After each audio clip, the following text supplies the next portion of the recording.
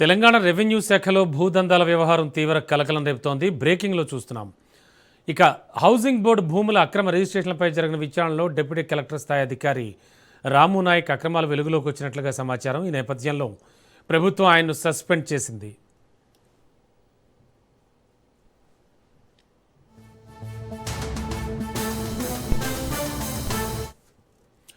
Vijayanagar colony, తుల్జాగూడ, Lakshmiguda, మహబూబ్గంజ్ ప్రాంతాల్లో జరిగిన భూ వ్యవహారాలపై అధికారులు విచారణ కొనసాగిస్తున్నారు.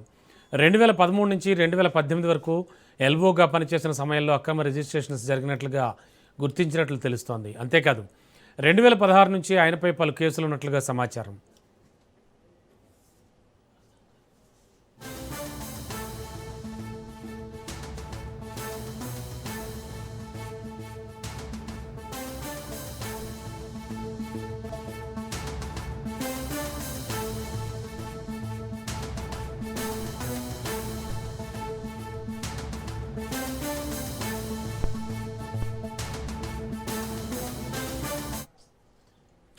భూదందాలపై మంత్రి పొంగులేటి తీవ్ర ఆగ్రహం వ్యక్తం చేస్తూ కఠిన చర్యలకు ఆదేశాలు జారీ చేసినట్లు తెలుస్తోంది. సబ్ రిజిస్ట్రార్ల పాత్రపై కూడా అధికారులు విచారణ చేపట్టారు.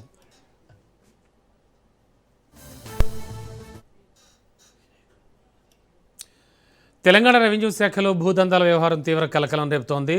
హౌసింగ్ బోర్డు భూముల అక్రమ రిజిస్ట్రేషన్లపై జరిగిన విచారణలో డిప్యూటీ కలెక్టర్ స్థాయి అధికారి రాము నాయక్ అక్రమాలు వెలుగులోకి వచ్చినట్లుగా సమాచారం. లేటెస్ట్ ఇన్ఫో ఇదే అంశానికి సంబంధించి మా కరెస్పాండెంట్ సునీల్ అందించడానికి సిద్ధంగా ఉన్నారు. సునీల్, తెలంగాణ రెవెన్యూ శాఖలో ఏమిటి భూదందాల వ్యవహారం, ఎప్పుడు వెలుగులోకి వచ్చింది, ఏమంటోంది ప్రభుత్వం?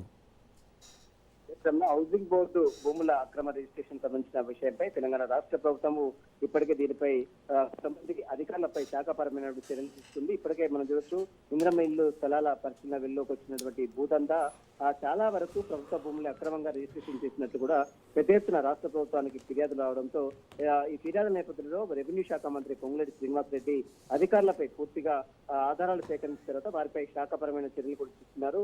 హైకోర్టు సమీపంలో ఉన్నటువంటి హౌసింగ్ బోర్డు భూమి నిర్మాణం అక్రమ రిజిస్ట్రేషన్ చేసినట్లు కూడా ఇప్పటికే కొన్ని ఎవిడెన్స్ కలెక్ట్ చేశారు. అక్కడ ఉన్నటువంటి రాముల నాయక్ భూదందాలపై కూడా 2016 నుంచి కూడా లోతైన దర్యాప్తు కొనసాగిస్తున్నారు. అక్రమ రిజిస్ట్రేషన్ సబ్ రిజిస్టర్ గా పాత్రపై కూడా విచారణ కొనసాగుతుంది. భూదందాలకు సహకరించినటువంటి సూపరింటెండెంట్ పైన వివేకానంద పైన ఇప్పటికే సస్పెండ్ చేయడం జరిగింది. మరో సూపరింటెండెంట్ బోన నాయకును కూడా ఇప్పటికే రాష్ట్ర ప్రభుత్వం సస్పెండ్ చేసింది. అక్రమ సేల్ డీడ్ అండ్ రద్దుకు సంబంధించిన అధికారులకు మంత్రి ఇప్పటికే ఆదేశాలు జరిగింది. ప్రభుత్వ భూములు కబ్జాకు పాల్పడిన వారిపై కూడా క్రిమినల్ కేసెస్ కూడా నమోదు చేసిన పరిస్థితి కనబడుతుంది. ప్రజల ఆస్తులు దోచుకునే వారిని ఎట్టి పరిస్థితుల్లో ఉపేక్షించి లేదంటూ కూడా మంత్రి పొంగులేటి శ్రీనివాసరెడ్డి వ్యక్తం చేయడం జరిగింది.